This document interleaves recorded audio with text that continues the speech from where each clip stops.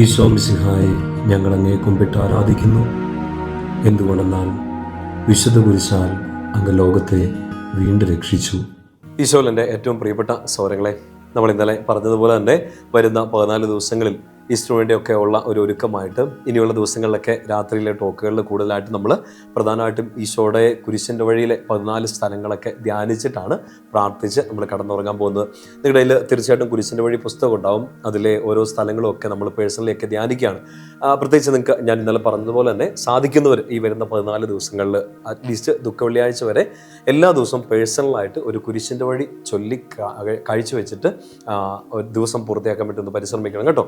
എപ്പോഴും സമയമൊക്കെ ഒന്ന് അഡ്ജസ്റ്റ് ചെയ്ത് ഈ കുരിശിൻ്റെ വഴി പേഴ്സണലി ഒന്ന് ചെല്ലാൻ വേണ്ടിയിട്ട് പരിശ്രമിക്കുക. പ്രിയപ്പെട്ട സ്വരങ്ങളെ, നമ്മളിന്ന് ധ്യാനിച്ചിട്ട് കിടക്കാൻ പോകുന്നത് കുരിശിൻ്റെ വഴിയിലെ 1ാമത്തെ സ്ഥലമാണ്. ഈശോയെ പീലാത്തോസ് കുരിശുമരണത്തിന് വേണ്ടി വിധിക്കുന്ന ആ ഒരു ഭാഗം. നമ്മുടെ പാട്ടുകളും നമ്മൾ സ്ഥിരമായിട്ടൊക്കെ ചൊല്ലിക്കൊണ്ടിരിക്കുന്ന ഒരു പ്രാർത്ഥനകളൊക്കെ ഉണ്ട്. ആ ഒരു സംഭവമൊക്കെ നമ്മുടെ മനസ്സിൽ വിഷ്വലൈസ് ചെയ്യാൻ പറ്റില്ലേ? ഈശോ ഇങ്ങനെ സൈലൻ്റ് ആയിട്ടൊക്കെ നിൽക്കുന്ന ഒരു മൊമെൻ്റ് ഉണ്ട് അല്ലേ? പീലാത്തോസ് വിധിവാചകം ഉച്ചരിക്കുന്നു. ഈശോ അതെല്ലാം നിശബ്ദനായി ഇങ്ങനെ കേട്ട് നിൽക്കുകയാണ്. 1-2 ചോദ്യങ്ങളും ഒക്കെ ഇങ്ങനെ പീലാത്തോസിൻ്റെ വായിൽ നിന്ന് വരുന്നുണ്ട്. ഈശോ സൈലൻ്റ് ആയിട്ട് നിൽക്കുന്ന മൊമെൻറ്റുകളുണ്ട്, ചില ഉത്തരങ്ങൾ പറയുന്ന സമയങ്ങളൊക്കെ ഉണ്ട്. നമ്മൾ ചിന്തിക്കേണ്ട വലിയൊരു കാര്യം ഇതാണ്. ഒരുപക്ഷേ കുരിശിൻ്റെ വഴിയുടെ 1ാം സ്ഥലം പോലെ തന്നെ എനിക്കും നിങ്ങൾക്കും എല്ലാം ഇങ്ങനെ ചില സമയത്ത് നിശബ്ദനായി നിന്നു പോകുന്ന ചില അവസ്ഥകൾ ഉണ്ടായിട്ടുണ്ട്.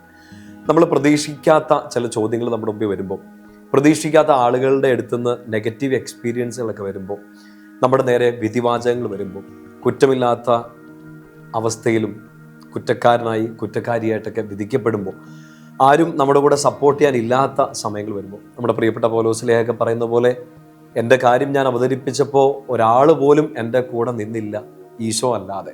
പ്രിയപ്പെട്ട സ്വരങ്ങളെ, ചോദ്യങ്ങളുടെ മുമ്പിൽ നമ്മളിപ്പോൾ ഒരു ഉത്തരവില്ലാതെ നിൽക്കേണ്ട അവസ്ഥകളൊക്കെ വന്നേക്കാം. തെറ്റിദ്ധരിക്കപ്പെട്ടേക്കാം, ഒറ്റുകൊടുക്കപ്പെട്ടേക്കാം, ചിലപ്പോൾ ഒറ്റയ്ക്കായി പോയേക്കാം. ഈശോയെ പോലെ എല്ലാം നിശബ്ദയായിട്ടൊക്കെ സഹിക്കാൻ പറ്റുമോ? നമുക്കറിയില്ല.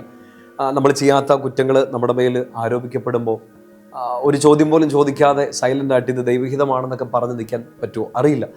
നമുക്ക് വേണ്ടത് അങ്ങനെ ഒരു കൃപയാണെന്ന് തോന്നുന്നു. കാരണം പലയിടത്തും നമ്മൾ ഉത്തരം പറഞ്ഞിട്ട് വലിയ കഥയൊന്നുമില്ല. പലയിടത്തും നമ്മൾ കിടന്ന് തർക്കിച്ചിട്ട് നമ്മുടെ കൂടുതൽ സമാധാനം നഷ്ടപ്പെട്ടു പോകുന്നേ ഉള്ളൂ. നമ്മൾ നമ്മുടെ ന്യായങ്ങളും നമ്മുടെ ഭാഗമൊക്കെ ക്ലിയർ ചെയ്യാനൊക്കെ ശ്രമിക്കുമ്പോൾ അത് കൂടുതൽ തെറ്റിദ്ധാരണകളിലേക്കൊക്കെ നയിക്കുന്നുള്ളൂ. ഈശോയോട് നമുക്കൊരു കൃപ ചോദിക്കാം.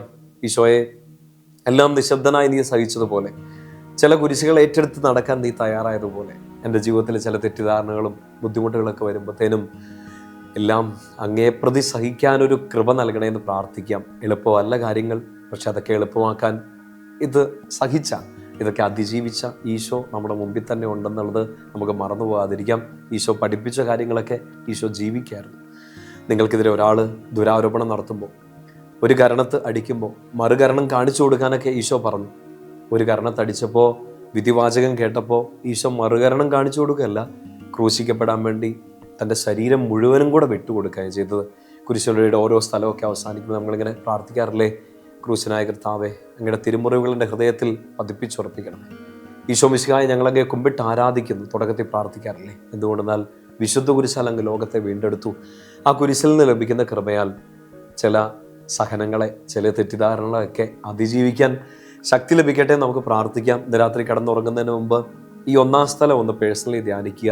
ജീവിതത്തിൽ എപ്പോഴെങ്കിലും, പ്രത്യേകിച്ച് ചിലപ്പോൾ ഇന്ന് അങ്ങനെ ഒരു തെറ്റിദ്ധാരണയിലൂടെയൊക്കെ കടന്നു പോയിട്ടുണ്ടെങ്കിൽ, ചെയ്യാത്ത കുറ്റമൊക്കെ നിങ്ങളുടെ മേൽ ആരോപിക്കപ്പെട്ടെങ്കിൽ, ഒരുപക്ഷെ നിങ്ങൾ ഹൃദയം തുറന്ന് ചിലതൊക്കെ ചെയ്തിട്ടും അതൊന്നും മനസ്സിലാവാതെ പോയ ആളുകളുടെ ഇടയ്ക്കാണ് നിങ്ങൾ ജീവിക്കേണ്ടതെങ്കിൽ, ഈശോ ഇതൊക്കെ സഹിച്ചു എന്നുള്ള ബോധ്യത്തിൽ അതൊരു ശക്തിയായിട്ട് സ്വീകരിച്ച്, അതൊരു പ്രചോദനമായിട്ട് സ്വീകരിച്ച് മുന്നോട്ട് പോകാൻ വേണ്ടി പരിശ്രമിക്കുക.